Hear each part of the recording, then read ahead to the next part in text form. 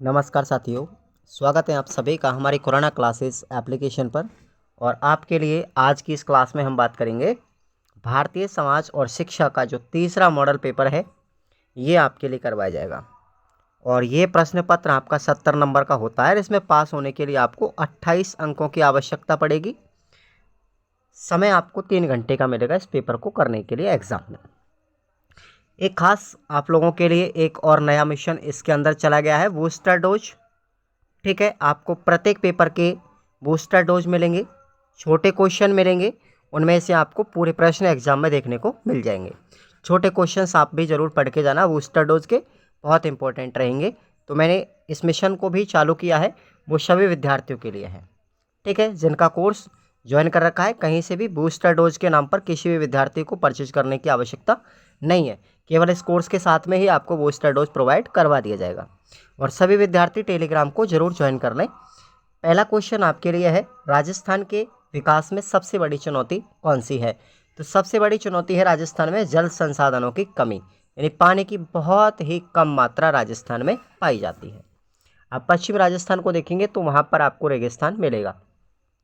अगला क्वेश्चन है, सांस्कृतिक पूंजी अवधारणा को किस समाजशास्त्री ने विकसित किया था? तो आपका राइट आंसर हो जाएगा बोरदायु के द्वारा किया गया था। इसको ऑप्शन डी राइट कर लीजिएगा। क्वेश्चन नंबर 3 है, गुरुकुल विश्वविद्यालय की स्थापना किसके द्वारा की गई थी? तो स्वामी श्रद्धानंद इसका राइट आंसर हो जाएगा, गुरुकुल विश्वविद्यालय। अगला क्वेश्चन है, भारतीय शिक्षा आयोग, इसकी स्थापना 1882-83 में हुई थी। इसको किस नाम से जानते हैं? तो भारतीय शिक्षा आयोग को हम हंटर कमीशन या हंटर आयोग के नाम से भी जानते हैं, ध्यान रखना साथियों। अगला क्वेश्चन है, भारत में शासन प्रणाली व्यवस्था कैसी है? हमारे भारत में संसदीय शासन प्रणाली व्यवस्था है, ध्यान रखना। और इस संसद के 3 सदन हैं। ठीक है, लोकसभा कौन कौन से हैं? लोकसभा, राज्यसभा और तीसरा है राष्ट्रपति। ठीक है, ये संसदीय प्रणाली है, त्रिपदीय संसद प्रणाली है हमारे देश के अंतर्गत। आपसे पूछे जाए कि इसके कौन कौन से सदन है, तो 3 सदन है, लोकसभा, राज्यसभा और राष्ट्रपति। ये 3 सदन है संसदीय प्रणाली के। और विधानसभा अलग से होती है, ये हमारे राज्यों के अंतर्गत होती है विधानसभा। ओके, अगला क्वेश्चन है, सामाजिक स्तरीकरण किसे कहते हैं? तो वह व्यवस्था जो किसी समाज में लोगों का वर्गीकरण करते हुए ऊंच नीच की संरचना में उन्हें श्रेणीबद्ध करती है, यानी वर्गीकृत करती है, उसे समाजशास्त्रियों ने सामाजिक स्तरीकरण की संज्ञा दी है। अगला क्वेश्चन है, जाति तथा गोत्र में क्या अंतर है? इंपॉर्टेंट क्वेश्चन है ये, सारे के सारे आप जो पढ़ेंगे। जाति अपने भीतर विवाह करने वाला समूह है, यानी कि जाति के अंतर्गत अंतर्विवाही होता है, जिसकी अपनी एक विशिष्ट सामाजिक हैसियत होती है। और दूसरी ओर गोत्र जाति का वह उपभाग है जो अपने समूह से बाहर विवाह करने वाला होता है।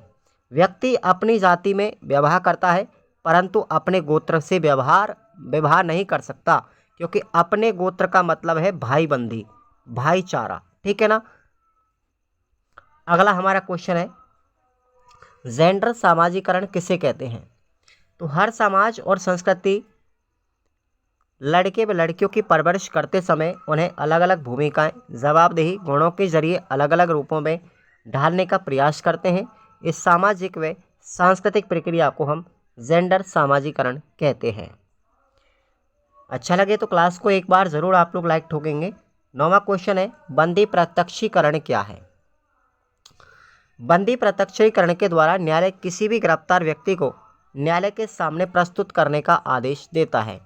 यदि गिरफ्तारी का तरीका या कोई कारण या फिर गैर कानूनी तरीके से व्यक्ति को गिरफ्तार किया जाए, तो जो गिरफ्तार किया गया व्यक्ति है उसको न्यायालय निर्दोष साबित करके छोड़ देता है। ठीक है, तो यह है आपका बंदी प्रत्यक्षीकरण, यानी कि किसी भी व्यक्ति को अगर निर्दोष तरीके से या गैर कानूनी तरीके से पकड़ा गया है तो न्यायालय उसको छोड़ने का आदेश देता है।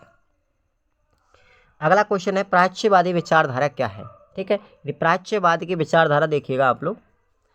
प्रभावशाली विद्वान अंग्रेज भारतीय धर्म और ज्ञान का आदर करते थे। वे मानते थे कि भारतीय ज्ञान में सीखने के लिए बहुत कुछ है, और इसे ही हम प्राच्यवादी विचारधारा कहते हैं। क्वेश्चन 11वां है, शांति निकेतन की स्थापना किसके द्वारा की गई थी? तो ध्यान रखेंगे शांति निकेतन जो विद्यालय है इसकी स्थापना, जो आश्रम है ये, इसकी स्थापना रविंद्रनाथ टैगोर के द्वारा की गई थी और इस अधिवेशन के अंतर्गत, ठीक है ध्यान रखना, इस शांति निकेतन के अधिवेशन के उद्घाटन के समय वंदे मातरम गीत गाया था साथियों। और वंदे मातरम जो गीत है इसके राइटर कौन है, रचनाकार कौन है, बंकिम चंद्र चट्टोपाध्याय, ध्यान रखना, ठीक है बंकिम चंद्र चट्टोपाध्याय है, ये भी आपको याद रखना है। और रविंद्रनाथ टैगोर ने जो लिखा था वो हमारा राष्ट्रगान लिखा था। दोनों को याद रखना कंठस्थ अच्छे से, ठीक है भाई। अगला हमारा क्वेश्चन है 12वां, सत्ता के संबंध में वेबर के क्या विचार हैं, स्पष्ट कीजिए। वेबर के अनुसार जितनी महत्वपूर्ण संपत्ति या हैसियत है उतनी ही महत्वपूर्ण राजनीतिक सत्ता भी है। यह आवश्यक नहीं है कि धनी या प्रतिष्ठित व्यक्ति ही सत्ता हासिल करे। राजनीति में विभिन्न पार्टियों की सहायता से सत्ता हासिल हो सकती है, परंतु यह निश्चित है कि समाज का वह हर तबका आर्थिक, सामाजिक और राजनीति में अपना वर्चस्व बनाना चाहता है। अथवा में आपका प्रश्न है, घुमक्कड़ समुदाय के लोगों का सामाजिकरण और शिक्षा पर प्रकाश डालिएगा। घुमक्कड़ और जो घुमक्कड़ समुदाय के जो व्यक्ति हैं, जो लोग हैं, उनके सामाजिकरण और शिक्षा व्यवस्था कैसी है, इस पर आपको टिप्पणी लिखनी है। यूनिट नंबर 1 का क्वेश्चन है ये। अगला हमारा क्वेश्चन है, भारतीय जनजातियों की प्रमुख विशेषताएं लिखिए। तो प्रत्येक जाति का अपना एक अलग नाम होता है। सामान्यतः जनजातियां एक निश्चित भौगोलिक क्षेत्र में निवास करती हैं। एक जनजाति के सभी लोगों के द्वारा एक ही भाषा बोली जाती है। एक जनजाति के लोग अपनी ही जनजाति में विवाह करते हैं और भारत की अधिकांश जनजातियां परंपरागत रूप से प्रकृति अथवा टोटम देव की पूजा करती हैं। आप लोगों ने देखा होगा भील जनजाति, मीणा जनजाति, सहरिया जनजाति है ना, ये स्पेशलिस्ट जनजाति हैं, विशेष जनजातियां हैं।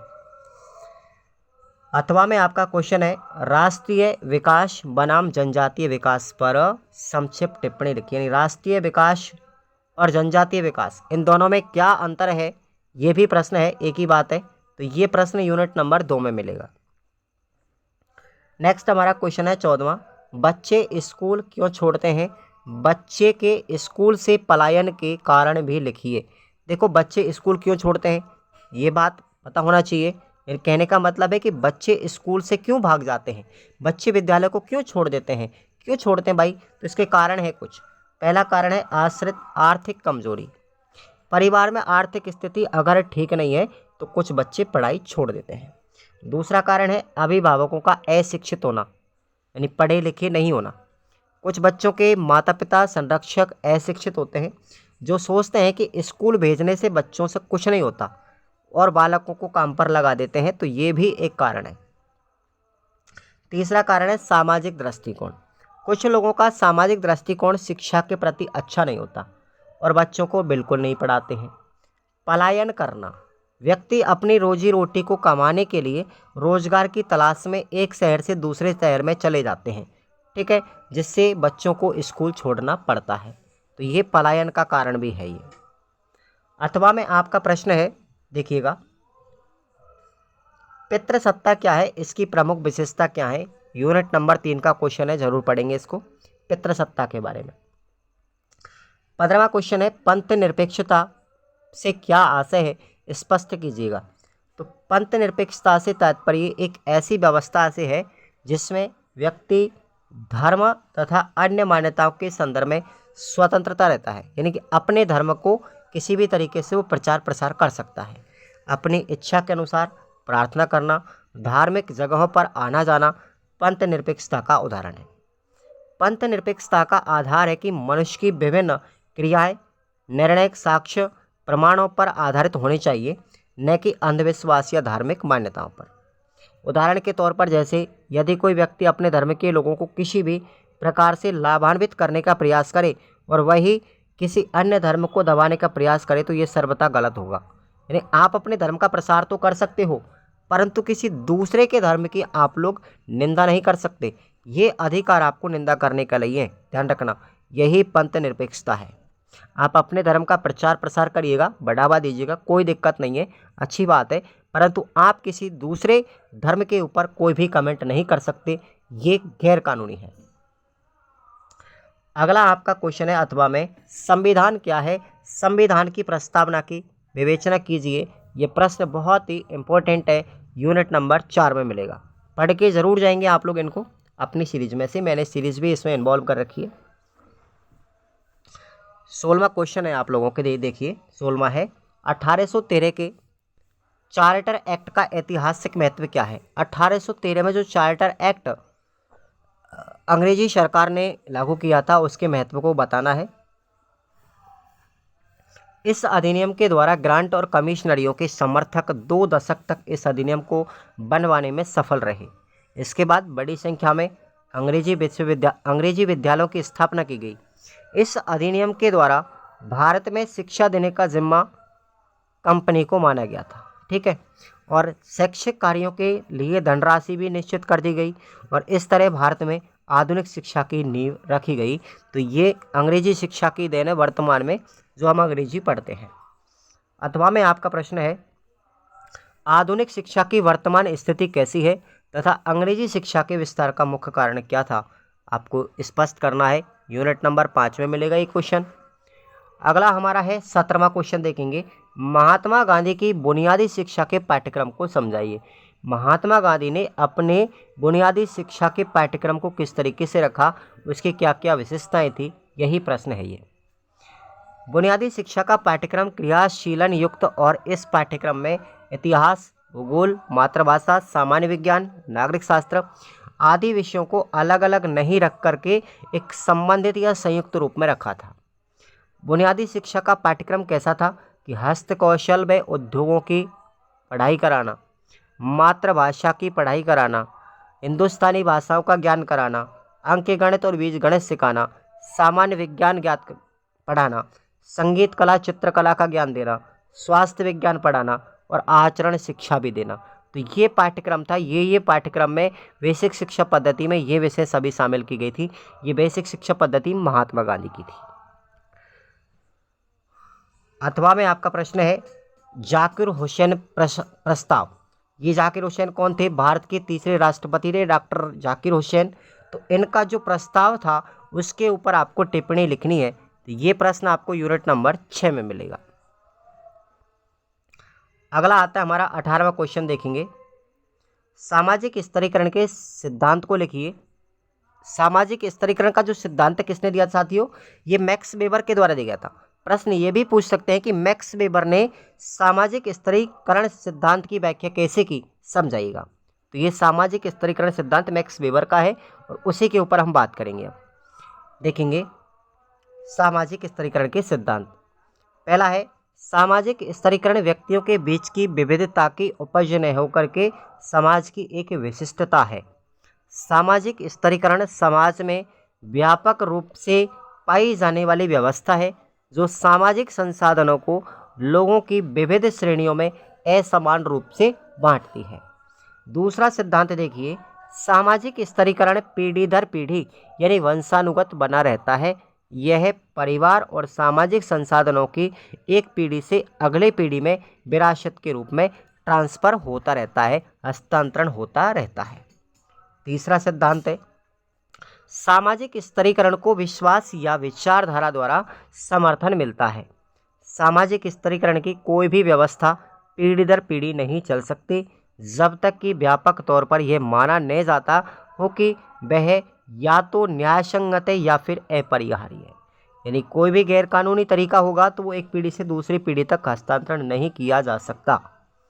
उदाहरण के लिए जैसे बात करें हम इसमें कि भाई जाति व्यवस्था को धार्मिक या कर्मकांडीय दृष्टिकोण से शुद्धता और अशुद्धता के आधार पर न्याय उचित ठहराया जाता है, जिसमें जन्म और व्यवस्था की बदौलत ब्राह्मणों को सबसे उच्च स्थिति और दलितों को सबसे निम्न स्थिति दी जाती है।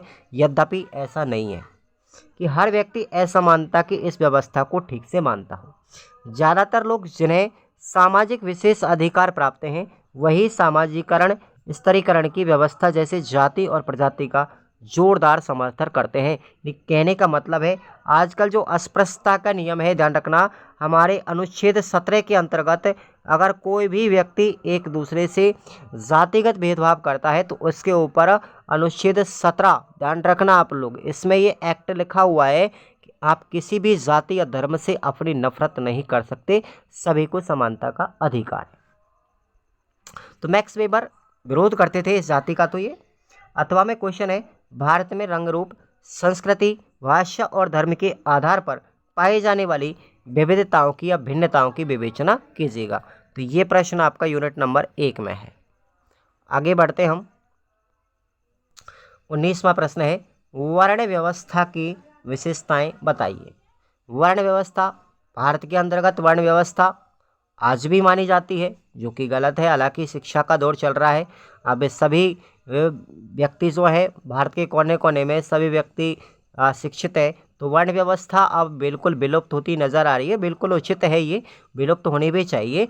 और वर्ण आपको 4 बताए गए थे। पहला था ब्राह्मण, ठीक है। दूसरा है वर्ण, दूसरा कौन सा है? दूसरा है आप लोगों का क्षत्रिय, ठीक है। और तीसरा है शूद्र, है ना। और चौथा है वैश्य। ये 4 वर्ण थे हमारे भारत के अंतर्गत, ठीक है ना। ये 4 वर्ण व्यवस्था थी, वर्णों के नाम है ये। तो इसकी विशेषताएं आपको याद रखनी है। पहली विशेषता है श्रम विभाजन पर आधारित थी ये।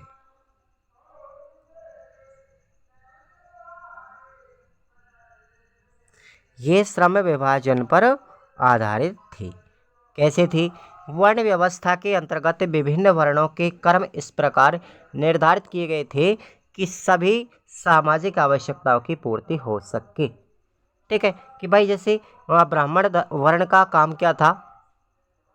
अपने मतलब वेदों का ज्ञान कराना। क्षत्रिय का धर्म था शासन करना, ठीक है। वैश्य का कर्म क्या था भाई? वाणिज्य का काम करना, व्यापार करना। और शूद्र का काम था कि तीनों वर्णों की वो सेवा करे। तो ये आजकल शिक्षा का दौर है, तो आजकल ये सब समाप्त हो चुका है, सबको समानता का अधिकार है। दूसरी विशेषता है विशेषीकरण में सहायक। जहाँ वर्ण व्यवस्था में विभिन्न प्रकार के कार्यों का विभिन्न वर्णों में विभाजन किया गया, वो पीढ़ी दर पीढ़ी चलता रहता है। और तीसरी विशेषता है गुण व स्वभाव पर आधारित। यदि भी कुछ लोग वर्ण व्यवस्था को जन्म पर आधारित स्तरीकरण का रूप मानते हैं, परंतु प्राचीन ग्रंथों के अध्ययन से प्राप्त प्रमाणों से स्पष्ट है कि इस व्यवस्था का आधार व्यक्ति के गुण और स्वभाव से रहा था। जिसने जैसा कर्म किया था उसको वैसा ही वर्ण प्राप्त हो गया। चौथी विशेषता है शक्ति और अधिकारों का निश्चित वितरण। इस व्यवस्था के अंतर्गत विभिन्न वर्णों की भिन्न भिन्न शक्तियां और अधिकार रहे हैं। यद्यपि शक्ति और अधिकार की दृष्टि से ब्राह्मणों की स्थिति सर्वोच्च रही है। नंबर 5वां है व्यवस्थाओं का पूर्व निर्धारण। वर्ण व्यवस्था के अंतर्गत प्रत्येक वर्ण के कुछ न कुछ परंपरागत पूर्व निर्धारित व्यवसाय रहे हैं। 6वीं विशेषता है गुणात्मक प्रेरणा। वर्ण व्यवस्था ने व्यक्तियों को अपने धर्म वर्ण का पालन करने की विशेष प्रेरणा दी है। और यह कहा गया है कि जो व्यक्ति अपने वर्ण धर्म का पालन करेगा उसे इस जीवन में उच्च स्थान मिलेगा ही, परंतु आगामी जीवन में भी इसका फल जरूर प्राप्त होगा, यानी उसको मोक्ष प्राप्त होगा। साथ साथ उसका आने वाला जीवन जो भविष्य अगले जन्म में भी उसका जन्म सुधरेगा। हालांकि मैं इसको काल कपोल कल्पना मानता हूँ कि ये जो जीवन है यही है, बाकी इसके बाद हमें क्या मिलेगा इससे कोई मतलब नहीं है। तो मैं तो इतना मानता हूँ कि इस जीवन में आप लोग अच्छे से अच्छा कर्म कीजिएगा, बाकी के जीवनों की कोई मतलब नहीं है। आप वर्तमान में अगर पढ़ाई कर रहे हैं ना, तो इसका फल आपको यहीं पे मिलेगा, ठीक है। जाति व वर्ण क्या है? जाति और वर्ण में क्या अंतर है स्पष्ट कीजिएगा, ये आपको यूनिट नंबर 2 में मिलेगा। नेक्स्ट हमारा क्वेश्चन है 20वां देखेंगे। पितृसत्ता के आधार पर स्तंभ कौन से हैं? पितृसत्ता को बढ़ावा देने वाली संस्थाओं के नाम भी बताइए। तो देखेंगे आप लोग, ये पितृसत्ता को बढ़ावा देने वाली संस्थाएं, ये सब के सब पितृसत्ता के आधार स्तंभ में। पहला है परिवार। परिवार समाज की बुनियादी इकाई है। यह सबसे अधिक महत्वपूर्ण संस्था है। आने वाली पीढ़ियों को पितृसत्तात्मक मूल्य देने और सिखाने का काम परिवार ही करता है। दूसरी संस्था कौन सी है? धर्म। दूसरा कारक क्या है? धर्म है। अधिकांश आधुनिक धर्म पितृसत्तात्मक है। जो पुरुष प्रभुत्व को सर्वोपरि मानते हैं, वे पितृसत्ता को इस ढंग से पेश करते हैं कि जैसे वह ईश्वर की इच्छा हो। उन्होंने नैतिकता, नीतिशास्त्र, व्यवहार, कानूनी परिभाषाएं तय की हैं, जिसमें स्त्री और पुरुषों के अधिकार भी बताए हैं। अगला है कानूनी व्यवस्था। अधिकांश देशों में कानून व्यवस्था पुरुष व आर्थिक रूप से सशक्त वर्ण की पक्षधर है। परिवार, विवाह और उत्तराधिकार कानून संबंधी पितृसत्तात्मक संपत्ति नियंत्रण करने के साथ करीब से जुड़े हुए हैं। नेक्स्ट है आर्थिक व्यवस्था व आर्थिक संस्थाएं। पितृसत्तात्मक अर्थव्यवस्था के अंतर्गत पुरुष आर्थिक संस्थाओं अधिकांश संपत्ति व आर्थिक गतिविधियों पर नियंत्रण रखते हैं। पांचवा है राजनीतिक व्यवस्था और संस्थाएं। ग्राम पंचायत से लेकर के संसद तक सभी स्तरों पर समाज की सभी राजनीतिक संस्थाओं में पुरुषों का बोलाबाला है, दबदबा है। हमारे देश का भाग्य तय करने वाले राजनीतिक दलों और संगठनों में मुट्ठी भर औरतें हैं, मात्र 33% औरतें, लेकिन आजकल फिर भी औरतें बहुत ज़्यादा अपने आप में कम नहीं है।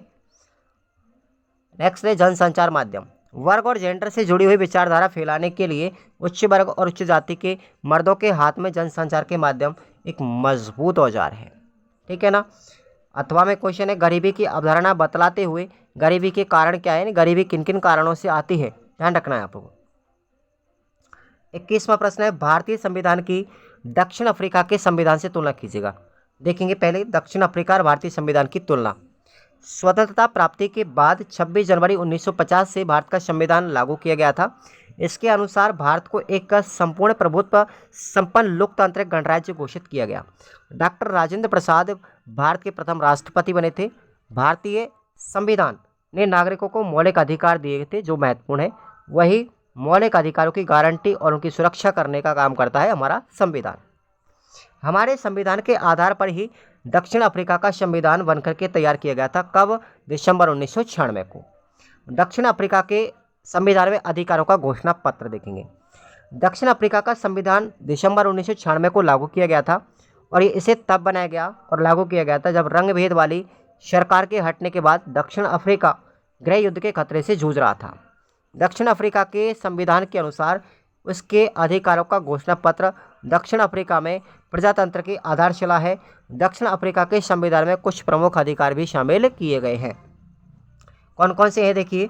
पहला है गरिमा का अधिकार, निजता का अधिकार, श्रम संबंधी समुचित व्यवहार का अधिकार, स्वास्थ्यप्रद पर्यावरण संरक्षण का अधिकार, समुचित आवास का अधिकार, बाल अधिकार, बुनियादी उच्च शिक्षा का अधिकार, धार्मिक संस्कृति का अधिकार और 9वां है सूचना प्राप्ति का अधिकार।